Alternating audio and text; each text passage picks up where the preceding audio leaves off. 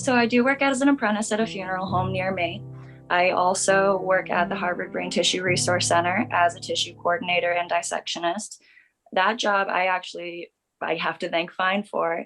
This is one of the great things about FINE is that our classes are very small, which means we have a chance to really get to know our professors.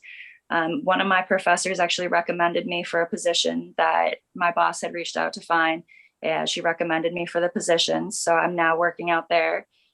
We do, like I said, tissue dissection. We process tissue and dissect the necessary pieces for researchers all over the world. I was not interested in a college campus sort of environment. I was interested in going to school, getting done what I needed to get done in the quickest time possible, and then just being done with it.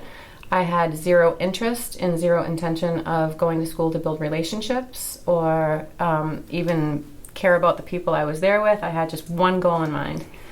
And luckily, I can say that experience was very different for me. And once I chose FINE based on the fact that I could do it in a sort of condensed sort of way and strictly focused on funeral service, I started coming down here, and I'm happy to say that I made some tremendous relationships while I was here that still, that I still talk to people from here. It's been almost 10 years. I still have relationships with people. I have professional relationships with people, resources that I never expected.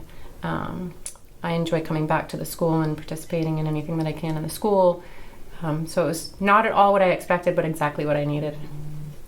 I decided to go with FINE because the classes were smaller and you could have more personalized attention and care, and I always just done better in smaller classes. When I had the opportunity to come to FINE as the program director and work with you all and Kevin, had some long conversations with Kevin, and we had a lot of the same foresight. Like, we agreed that we need practitioners to be the instructors. We need people who are consistently trying to stay on the trends and know the business, because with all the technology, it's just changing so fast. It's not like it used to be, and it's not going to be in 5 years like it is today. When I started at FINE, I had no connection whatsoever to funeral service. I came in completely blind, had no idea what to expect from it really, and to what the real job is like.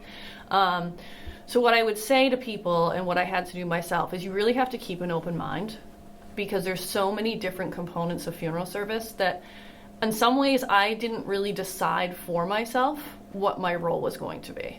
So I actively wanted to learn how to embalm, how to meet with families, direct funerals, all of those different things.